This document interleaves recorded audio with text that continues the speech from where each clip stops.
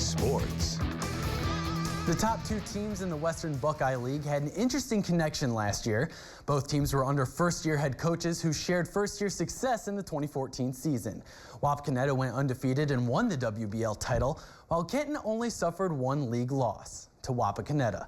A storm-delayed game that continued into Saturday afternoon would end on a 73-yard drive for a game-winning touchdown.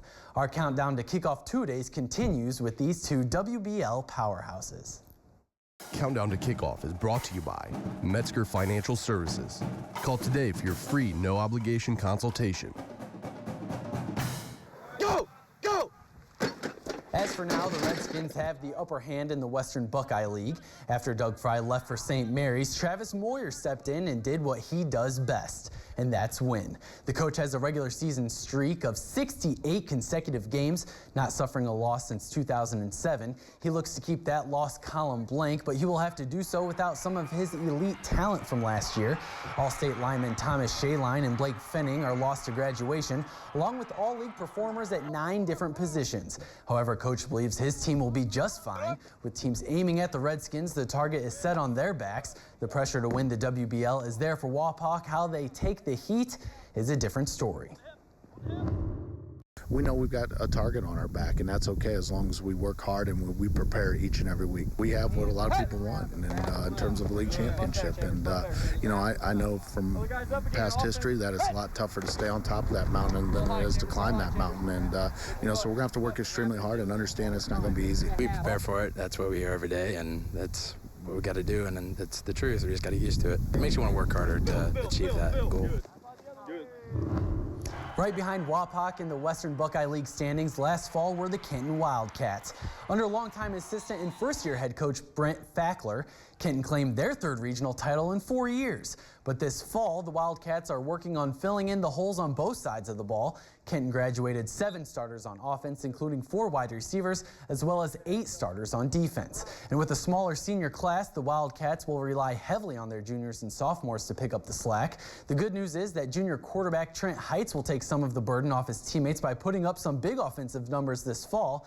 Heights threw for more than 4,000 plus yards in his first year as the field general for Kenton. And if the receiving core and defense comes together, Kenton believes they can once again contend for the WBL crown.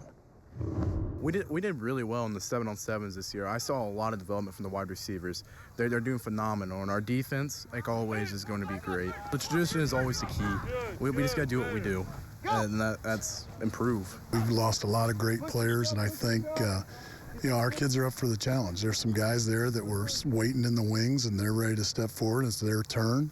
I think we're also getting, you know, some guys coming up from that sophomore class that are going to help us, as well as I know our junior classes. We're going to be on defense. We'll be probably junior led. You know, it's going to take us a little time here in the preseason to get ready, but once we do, we expect nothing but good things.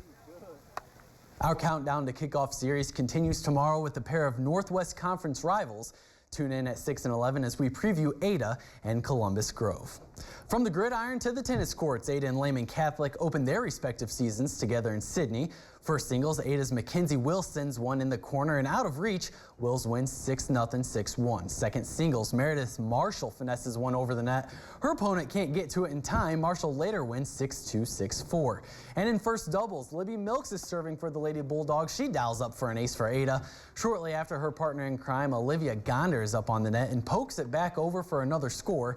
Gonder and Milks win 6-4, 6-0. Ada wins their season opener 5-0.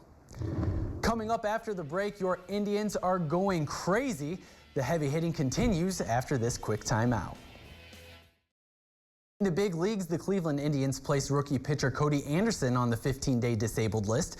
The right-hander is suffering from a strained oblique muscle. Sean Armstrong, a fitting name, will take his place on the 25-man roster. The clubhouse called up the pitcher from AAA Columbus earlier today. The Tribe, coming off a 10-9 loss last night to the Twins, tonight would be a different story. Starting in the second, Jose Ramirez would triple to deep center, bringing around newcomer Abraham Almonte. Tribe up 3-1. Again in the third, Ramirez doubles to center. Giovanni Urshela and Almonte would cross home, making it 7-1 Indians. Now it's Jerry Sands' turn. The pinch hitter has the bases loaded, and good night, Dave. The Indians' first grand slam of the year would put the Tribe up 13-3. They would continue to beat down the D-backs and win 17-4. Tigers looking for redemption in their one-run loss last night against the Red Sox. Starting things off in the 5th, Rajay Davis gives this ball a ride in the Motor City. The 2-run shot ties the game at 2 apiece. On to the 7th, V-Mart's turn. Victor Martinez lifts this one deep to right. That's his 9th of the season. Another 2-run shot would give the Tigers the lead. Bruce Rondon to finish the night. They walk Big Papi, and you call that a Louisiana ball because it went right by you. Tigers give the Red Sox a taste of their own medicine, beating them by 1 run, 7-6. The Reds looking to end their 27-inning scoreless streak, continuing their games out west. Marlon Byrd starts things off in the top of the 4th. A pretty shot down the left field line sets him in scoring position. Does the streak end tonight? Well, yes it does. Eugenio Suarez smacks one to left, ending the drought and giving the Reds a 2-1 lead. And the home runs did not stop there. The second baseman joins the party on the 9th pitch of the at-bat. Brandon Phillips smacks one into the desert. The solo shot puts one more on the board for the Reds. That game is still continuing in the top of the 9th. To the Lynx, 3rd round at the Bridgestone Invitational in Akron. Jordan Spieth on 13. He drops the birdie putt, finishing 2 over on the day and tied for 17th. Jim Furyk, the leader after 2 rounds, finds the read of right to left and drills the birdie. Furyk would card a 69 and share his lead because of this man. Justin Rose, the Englishman, shot a dominating 7 under today, and putts like this would help from 63 feet out. Puts the ball in the home for birdie. What a way to exit the 18th. Rose is heating up at Firestone. All right, thank you, John, and we'll be right back after the break.